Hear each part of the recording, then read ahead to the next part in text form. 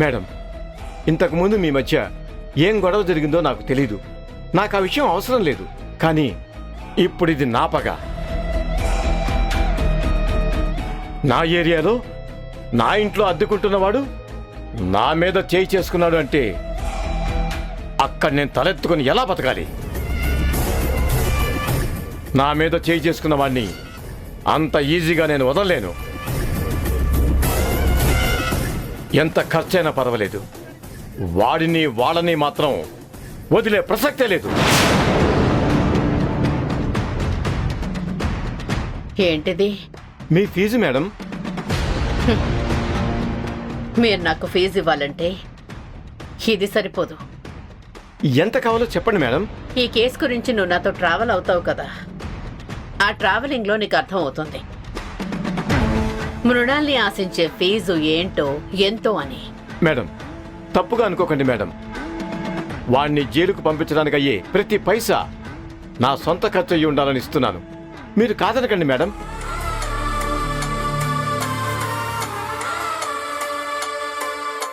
సరే, వాడి బెయిల్పై ఈరోజే అప్పీల్ వేసి 2 రోజుల్లో డేట్ వచ్చేలా తీసుకుంటా. సరే మేడం, థ్యాంక్ యూ. మరి నేను బయలుదేరుతాను మేడం. ఉంటాను సార్. ఓకే.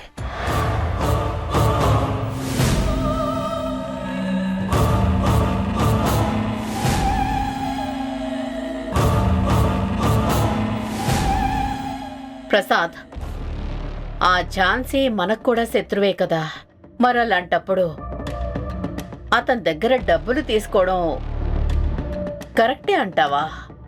మృణాల్ని, మహాభారతంలో శ్రీకృష్ణుడు ఏమన్నాడంటే, కర్మణ్యే వాధికారస్తే మా ఫలేసు కదాచన అనే శ్లోకం నీకు తెలుసు కదా.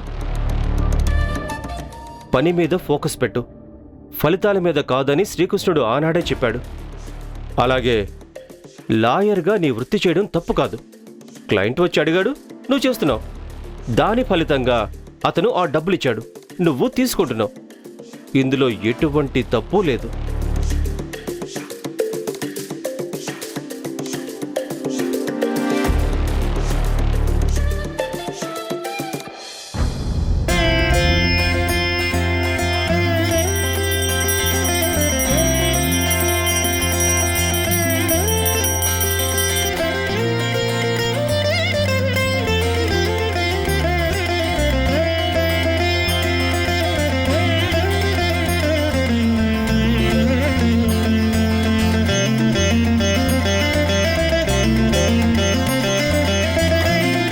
తాతయ్య, ఈరోజు కోర్టులో కేసు వాదించి ఎలాంటి ఆటంకాలు లేకుండా కేసు గెలవాలని నన్ను ఆశీర్వదించండి. క్షేమంగా వెళ్ళి విజయంతో తిరిగిరా అమ్మా. నువ్వు అనుకున్నట్టే జరుగుతుందమ్మా. న్యాయం మీద అన్యాయం ఎప్పటికీ గెలవదు. విజయం నీదే. గౌతమ్ బాబు నిర్దోషిగా బయటకొస్తాడు. నువ్వు ధైర్యంగా వెళ్ళిరా తల్లి. అంతా మంచే జరుగుతుందక్క. గౌతమ్ బాబు గారిని నువ్వే బయటకు తీసుకురాగలవు. మీ ఇద్దరు మళ్ళీ ఎప్పట్లా సంతోషంగా ఉంటారు. సరే, టైం అవుతుంది, బయలుదేరుతాను.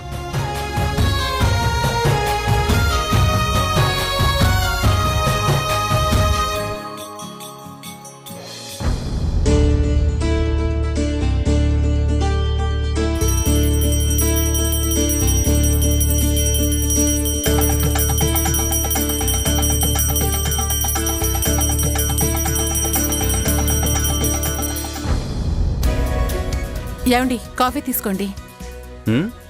ఏంటి ఇవాళ వదినకు బదులు నువ్వు తీసుకొచ్చావు? తాగొచ్చా?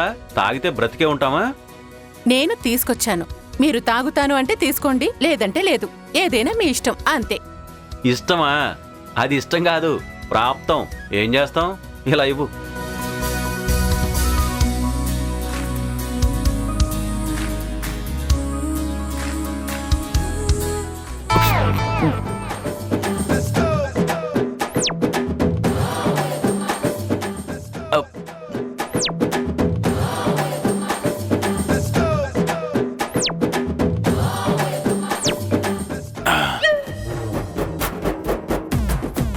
అబ్బబ్బబ్బబ్బబ్బా, ఏముంది? అద్భుతంగా ఉంది. ఆ, అసలు పద్మ, కాఫీలో చక్కెర కలిపావా అమృతం కలిపావా? ఎంత బాగుందో.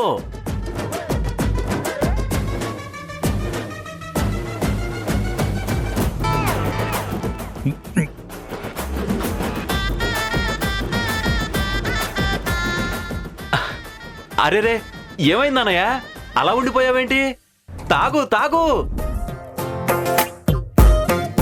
ఏమైంది బావగారు?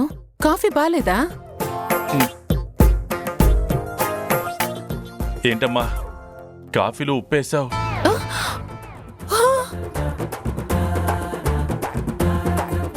నువ్వేంట్రా బాగుందన్నావు,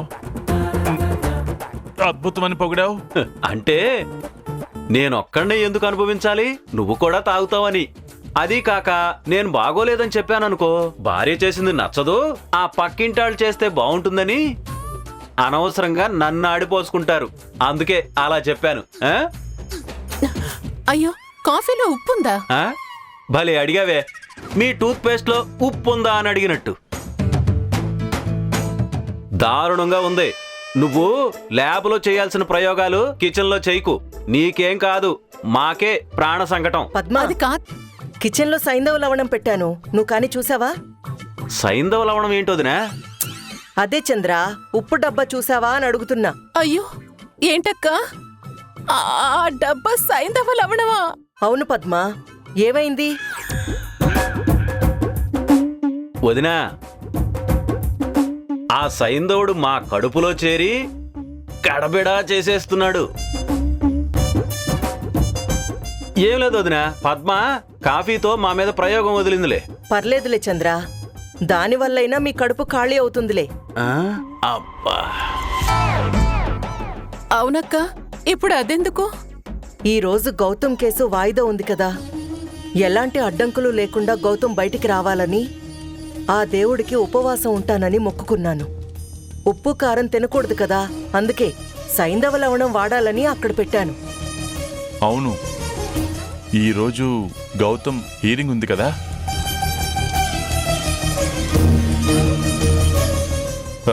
ఏం కాదులే, నువ్వేం టెన్షన్ పడకు.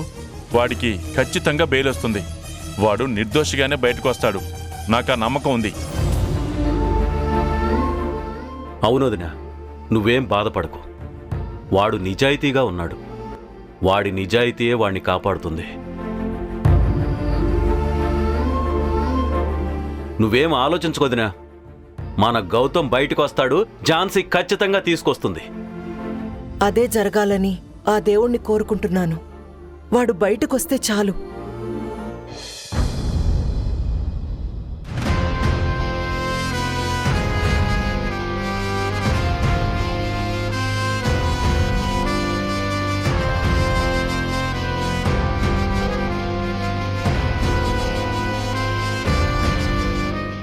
నమస్తే గాయపడ్డ సింహం గారు. బాగా కష్టపడుతున్నారే పాపం, కానీ మీ కష్టాన్ని ఎవ్వరూ గుర్తించట్లేదు. సర్లే, విషయం చెప్పేస్తాను. నేను పెరోల్ మీద బయటికి వెళ్తున్నాను. చిచి, కొంతమంది అవినీతి అధికారులు ప్రతి యదవకి పెరోల్ ఇచ్చేస్తున్నారు. మరి సత్ప్రవర్తనతో ఉంటే ఇస్తారనుకుంటున్నారా ఏంటి? ఈరోజు మీ కేసు కూడా ఉందని తెలుసు. మీరు కోర్టు నుంచి తిరిగి వచ్చే లోపు నేనిక్కడ ఉండను. నేను మళ్ళీ 5 రోజుల తర్వాత తిరిగి ఇక్కడికొచ్చే వరకు మీరు ఉండకూడదు.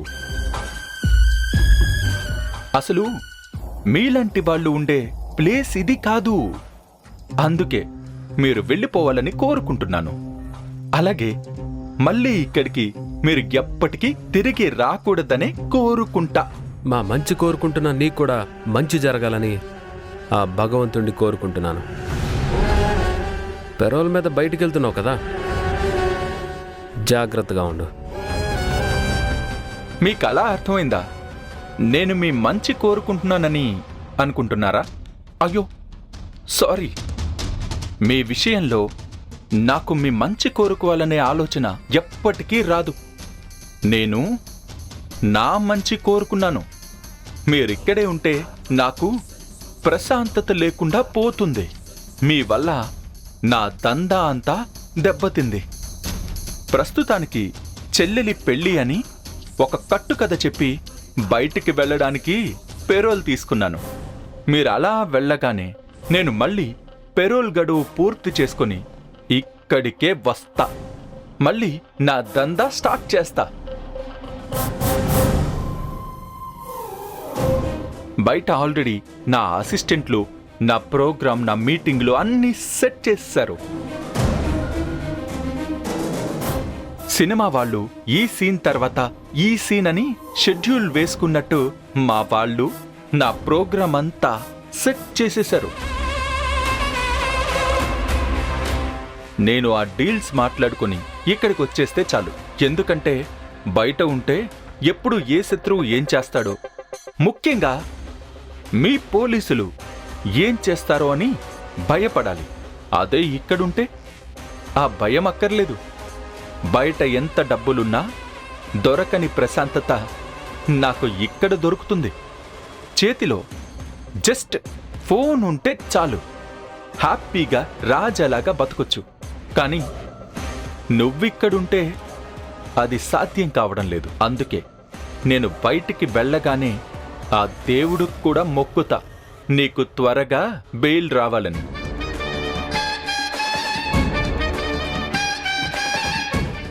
అయ్యో, సీక్రెట్ అంతా చెప్పేశానా? సీక్రెట్ అంతా చెప్పేశానా? ఇప్పుడెలా?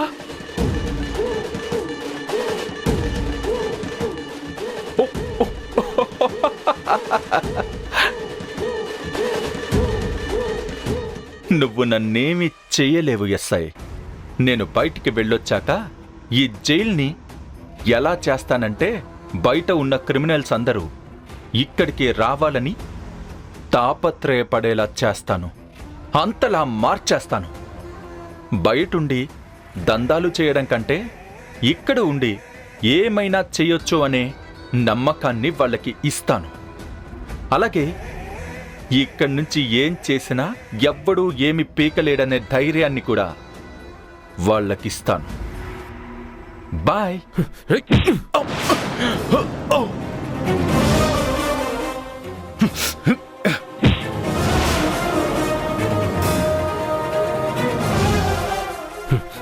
సార్ సార్ సార్ వద్దు సార్. విడిచిపెట్టి నన్ను వదిలే. నేను బెయిల్ మీద బయటకొచ్చేలోపు నువ్వు తిరిగి లోపలికొచ్చేయాలని కోరుకో. లేదంటే నీకిచ్చిన 5 రోజుల్లో పొరపాటున నాకెదురు పడితే నీకు బయటే అసలైన జైలు జీవితం ఏంటో, ఎలా ఉంటుందో చూపిస్తా. నీకు నా గురించి ఆలోచించేంత సమయం దొరకాలని ముందు ఆ దేవుడికి దండం పెట్టుకో. సార్ సార్ వదలండి సార్.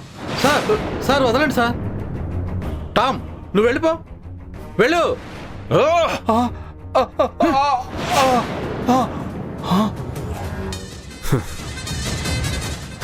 రాయ్ పొరప్పో, నీలాంటి ఎదవల్ని ఎంతమందిని చూడలేదు.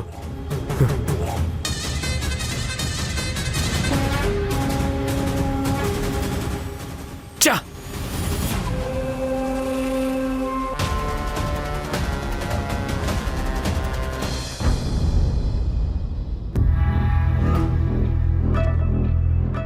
ఝాన్సీ బార్ అసోసియేషన్లో ఎప్పుడు మెంబర్ అయింది? తన మెంబర్షిప్ నెంబర్ ఎంత? ఈరోజు ఏమేం కేసులు ఉన్నాయి? రంజిత్, మేడం, ఏం చూస్తున్నావు? ఈరోజు ఏమేం కేసులు ఉన్నాయో చూస్తున్నాను మేడం. ఉన్నాయా? ఇప్పుడు ఒకటి ఉంది మేడం. ఎంతసేపట్లో? ఇప్పుడే మేడం, ఓ 10 నిమిషాల్లో ఉంది. మనకు టైం అవుతుంది, పదండి మేడం. అసలు ఏం కేసు? గౌతమ్ బాబు బెయిల్ కేసు మేడం. నీకేమైనా మైండ్ పోయిందా? ఆ కేసు మనం ఎందుకు టేకప్ చేస్తాం? ఆ ఝాన్సీ కదా ఆ కేసు చూసుకుంటోంది. రెండో వైపు పీపీ ఉంటాడు. మనకింకేం సంబంధం? అంటే లాస్ట్ టైము ఆ మోహన్ సురేష్ల గురించి మీరు ఇంప్లీడ్ అయ్యారు కదా మేడం, అందుకే గుర్తు చేస్తున్నా. అప్పుడంటే సురేష్ మోహన్ల వల్ల అమ్మ హాస్పిటల్కి ఆ కేసు ఎక్కడ చుట్టుకుంటుందోనని కృష్ణప్రసాద్ గారు భయపడి కేసు టేకప్ చేయమంటే చేశాం. కానీ ఇప్పుడు ఆ ఇద్దరి బెయిల్ కోసం ఆయన ప్రయత్నించడం లేదు, మనల్ని అడిగింది లేదు. అలాంటప్పుడు ఆ ఇద్దరికి బెయిల్ వస్తే నాకేంటి, రాకపోతే నాకేంటి? వాళ్ళ గురించి నేనెందుకు వాదించాలి? మనకేం అవసరం రంజిత్? మేడం, మీరు ఒక విషయం మర్చిపోతున్నారు. ఏంటది? ఆ సురేష్ మోహన్లకి డ్రగ్స్తో ఎటువంటి సంబంధం లేదు, గౌతమ్కే మొత్తం సంబంధం ఉన్నట్టు మీరు వాదించారు. అయితే ఒకవేళ ఇప్పుడు గౌతమ్కి డ్రగ్స్తో ఏ సంబంధం లేదని తేలితే అతనికి బెయిల్ వస్తుంది కదా. ఒకవేళ గౌతమ్కి బెయిల్ వచ్చిందంటే వాళ్ళిద్దరికీ సంబంధం ఉన్నట్టే కదా. గౌతమ్ మంచివాడంటే సురేష్ మోహన్లు చెడ్డవాళ్ళనే కదా మేడం. ఒక్కసారి గౌతమ్కి బెయిల్ వచ్చిందంటే ఇది ఇంతటితో ఆగే కేసు కాదు మేడం. దాని పుట్టు పూర్వోత్తరాలు మొత్తం దోడతారు. ఎస్ నో అయినప్పుడు నో ఎస్ కావాలి కదా. ఏ నీ ఎస్లు నోలు ఆపు, అర్థం కాకుండా మాట్లాడుతున్నావు. ఒకసారి నీ మాట విని ఆ ఝాన్సీని రెచ్చగొట్టి ఎలక్షన్స్ కి నామినేషన్ వేసేటట్టుగా చేశాను. అంతేకాకుండా తన కోసం స్వయంగా నేనే ప్రచారం చేసేలా చేశావు. మేడం అది అప్పుడు మేడం, ఇది ఇప్పుడు మేడం. ఆ సందర్భం వేరు, ఈ కేసు వేరు మేడం. కాసేపు సైలెంట్ గా ఉంటావా? మీ ఇష్టం మేడం, నేను చెప్పాల్సింది చెప్పాను. ఫైనల్గా మీరే బాగా ఆలోచించుకోండి ఎలా చేస్తే బాగుంటుందా అని. ఎందుకైనా మంచిది, ఒకసారి ప్రసాద్కి ఫోన్ చేస్తే బాగుంటుంది. తనైతే ఈ ప్రాబ్లంకి కరెక్ట్ సొల్యూషన్ ఇవ్వగలడు.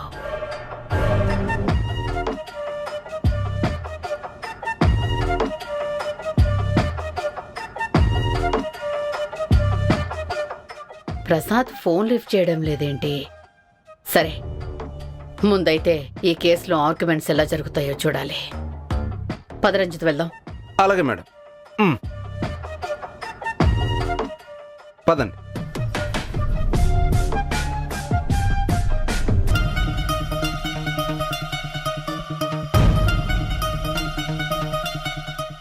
సార్, ఎవరో మీ ఫ్రెండ్ అంట ఇది పంపించారు.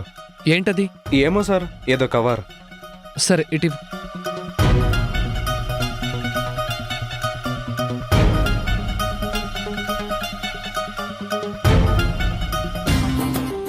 ఎస్, దీనికోసమే ఎదురు చూస్తున్నాను. ఇది నీకు ఇచ్చిన అతను ఉన్నాడా, వెళ్ళిపోయాడా? లేడు సార్, వెళ్ళిపోయాడు. సరే అయితే నువ్వు వెళ్ళు. Okay sir.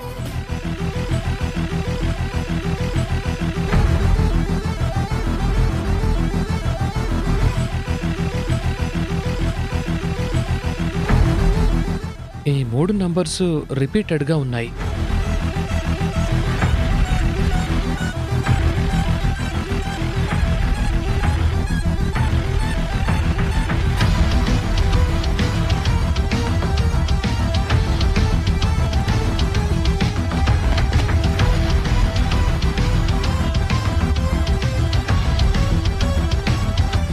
ఏఐలో కూడా సేమ్ వచ్చింది.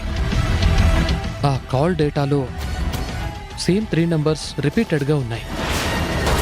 బ్రో, నేను బయటికి వెళ్తున్నాను. పేషెంట్స్ వస్తే నువ్వు చూసుకుంటావా? ఓకే. ఎక్కడికి వెళ్తున్నావు? షాపింగ్కా? కాదు. మరి సినిమాకా? కాదు బ్రో, ఈరోజు గౌతమ్ సార్ కేసు ఉంది, అందుకే కోర్టుకు వెళ్తున్నాను. జడ్జిమెంట్ ఏమొస్తుందో దగ్గరుండి చూసుకోవాలి కదా. సరే అయితే వెళ్ళు. అవును, వచ్చిన దగ్గర నుండి చూస్తున్నాను. నువ్వేం చేస్తున్నావు? ఫోన్ అంతసేపు చూస్తూనే ఉన్నావు. మోహన్ గాడి కాల్ డేటా వచ్చింది. వాడికి ఎవరెవరు కాల్ చేశారు, వాడెవరెవరికి కాల్ చేశాడు మొత్తం చూస్తున్నాను. ఇక్కడ 3 నంబర్స్ కామన్గా ఉన్నాయి. వాడు ఆ నంబర్స్కి కాల్ చేయడం, ఆ నంబర్స్ నుంచే వాడికి కాల్స్ రావటం జరిగింది. కానీ మనం ఇంతకు ముందు చూసిన నంబర్స్కి ఈ నంబర్స్కి అసలు ఎటువంటి సంబంధం లేదు. ఎంత ప్రయత్నించినా ఒక్క క్లూ కూడా దొరకటం లేదు. ఆఖరికి ఏఐకి ఇచ్చినా కూడా ఎటువంటి యూజ్ లేకుండా పోయింది. బ్రో, నువ్వు పోలీసో లేక స్పైవో కాదు. ఇన్వెస్టిగేషన్లో పడిపోయి నువ్వొక డాక్టర్వి అన్న విషయం మర్చిపోకు. నాన్నగారు హాస్పిటల్కొచ్చే టైం అయింది, మర్చిపోకు. అలాగే హాస్పిటల్కి పేషెంట్స్ కూడా వస్తారనే సంగతి అస్సలు మర్చిపోకు. ఇన్వెస్టిగేషన్ చేసినంత మాత్రాన నా పనిని నేను మర్చిపోతానని కాదు. సరే, గుర్తు చేస్తే మంచిది కదా అని గుర్తు చేస్తున్నా. సరే మరి, నేను వెళ్తున్నా. బాయ్. ఈ మోహన్ గాడు డ్రగ్స్ కేసులో అరెస్ట్ అయ్యాడు. వీడికి అలవాట్లు బాగానే ఉన్నాయి. అన్ని అలవాట్లున్నవాడికి డబ్బు అవసరం కూడా ఎక్కువగానే ఉంటుంది. కానీ వీడి డేటాలో కూడా ఏం దొరకలేదంటే మరి ఎవరు చేసుండాలి? లేదా వీడికింత సపోర్ట్ చేసిన వాళ్ళు ఎవరుండుంటారు?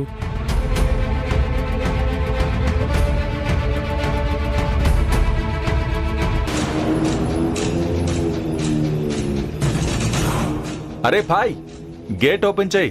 ఏంటి టామ్, రిలీజ్ అవుతున్నావా? పాగలేక మళ్ళీ 2-3 రోజుల్లో వస్తా. అలవాటైన జాగా అలాగెలా వదిలిపెడతాను? 2 రోజులు సరదాగా బయట పొల్యూషన్ గాలి పీల్చుకొని వస్తాను. ఏయ్, ఏం చూస్తున్నావు? ముందు గేట్ ఓపెన్ చేయి త్వరగా.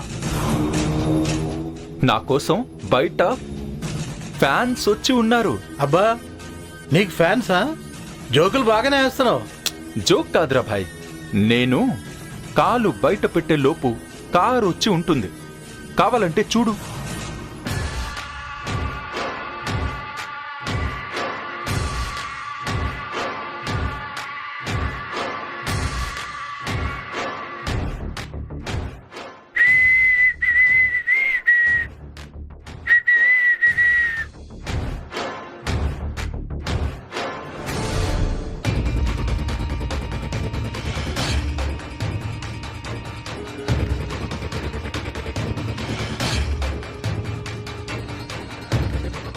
సార్, అటు చూడండి.